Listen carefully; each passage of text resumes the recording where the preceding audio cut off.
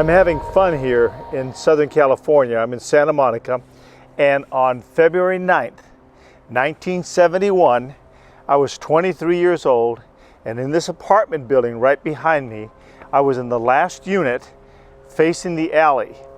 And right at 6 o'clock in the morning, I was jolted out of bed to my first official real live earthquake. 6.5 on the Richter scale. It shook for 6 to 7 to 8 seconds. And believe me, when you're counting, that goes a long way. It seems like it's never going to be over. And so I was shaken from deep sleep, and the whole room was rocking back and forth, and I wondered what in the world is happening. And so I went up to the window, and as I was facing the alley, the cars in the carport next to me was so phenomenal. They were actually being in park, motors off obviously, they were being rolled out into the middle of the alley and then back under the carport. Twice, out to the middle, under the carport. And they weren't rolling. What was happening, I've never seen anything like it. The earth was actually moving away, taking the cars with it.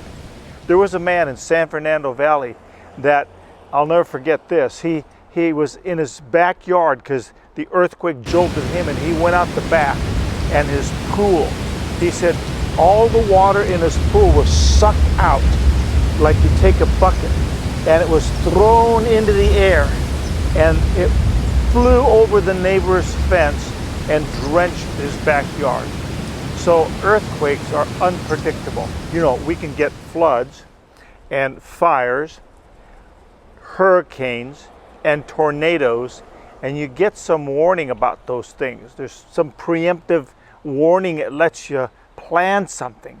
But when an earthquake comes, there is no warning. It's shocking, it jolts you, and it gets you off guard. No one can prepare for one.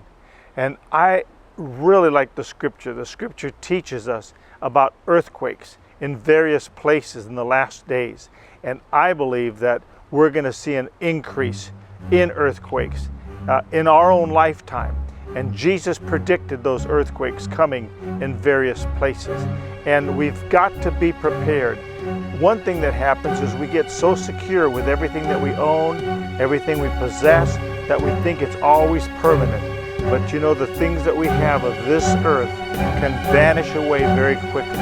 Revelation tells us buildings will topple. The foundation of the earth, in Isaiah says, will reel back and forth, to and fro. And so we are going to face some calamitous times. But while we're living, we should live in such a way that we can, at any time, be willing to lose all that we own and still keep our faith and keep our sanity, because this world is temporary, but the things of God are eternal. And the foundations of God are sure, and they're strong, and they're stable. And so, that's my challenge. Live for Jesus, and don't be freaked out with the things that can happen in this life, in this world, that can catch you unawares. I leave you with this word to pause and ponder.